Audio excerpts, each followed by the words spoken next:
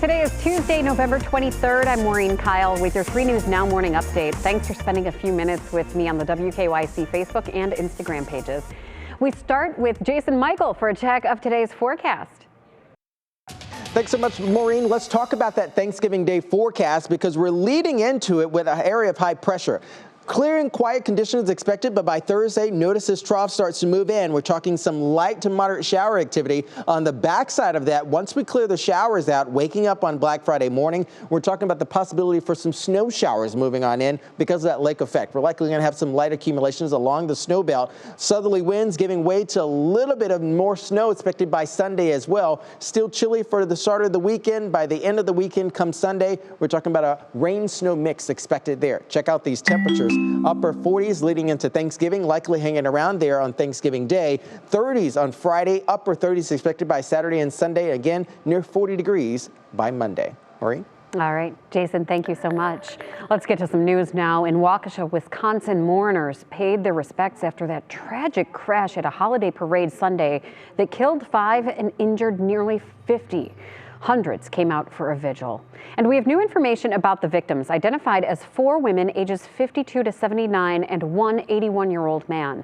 The suspect, 39-year-old Daryl Brooks Jr. from Milwaukee, is in custody facing 5 counts of first-degree intentional homicide after driving his SUV into the Christmas parade. I saw people right away run to the people that were hit and start doing CPR.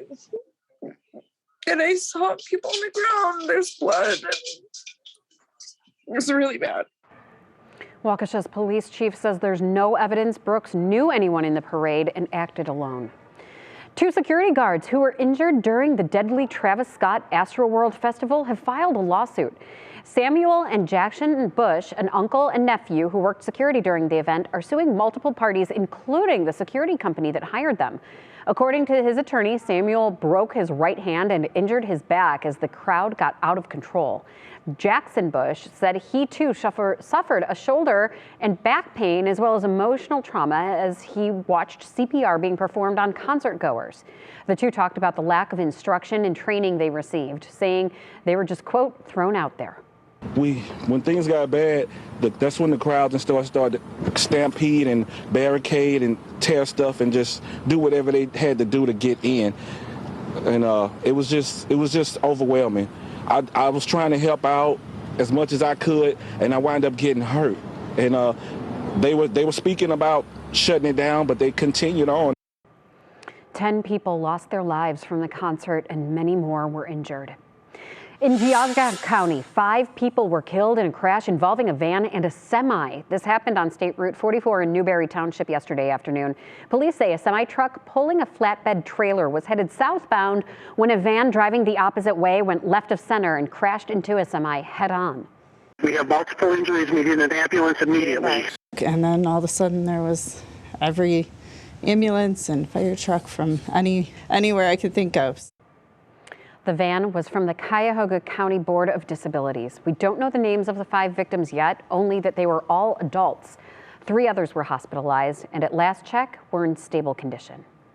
An update this morning on the continued plans for a Progressive Field renovation. The final vote on the plans now on hold until next week. Cleveland business leaders stepped up to the mic last night to pitch their reasons why Cleveland City Council should approve $117 million to go toward the $435 million deal. This is part of a lease extension to keep the Guardians playing here for the next 15 years, funding the stadium through 2036.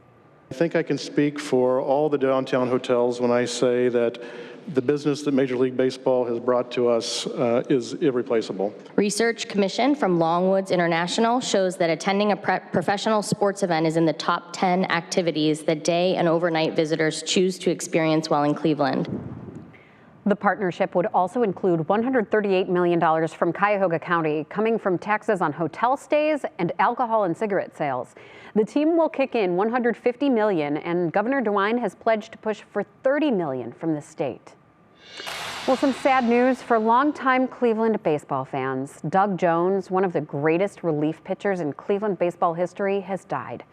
Jones joined the then Indians at 29 and spent the next 6 years in the tribe's bullpen, making 3 straight All-American All-Star teams and saving at least 30 games in each of those years. His 129 saves is 3rd in franchise history. Jones was one of the lone bright spots on a team that never finished higher than 4th during that stretch. Doug Jones was 64 years old. Well, from baseball to football, and there's even more drama with the Cleveland Browns. After skipping making post-game remarks Sunday after a win, we're finally hearing from Baker Mayfield. He elected not to talk to the media after the game, but he hopped on a Zoom call yesterday, and here's what he had to say about his decision. I'd be the first to tell you I played like so it's not about accountable, and I don't owe you guys any of that. I owe that to my teammates, and I talk to them, so that's what matters. So. He says he's healthy enough to play, saying we'll see a better version of him on Sunday when they play the Ravens. And you can watch that game in Sunday Night Football right here on Channel 3. Coverage starts with Football Night in America at 7 o'clock with an 8:20 kickoff. Well, thank you for taking the time to join me on this new 3 News Now morning update. Our digital team will continue to bring you stories making headlines around Northeast Ohio and the world. Make sure you continue to check our social media pages and WKYC.com throughout the day. I'm Maureen Kyle. I'll see you tomorrow morning on Go starting at 4:30 a.m. Have a great day.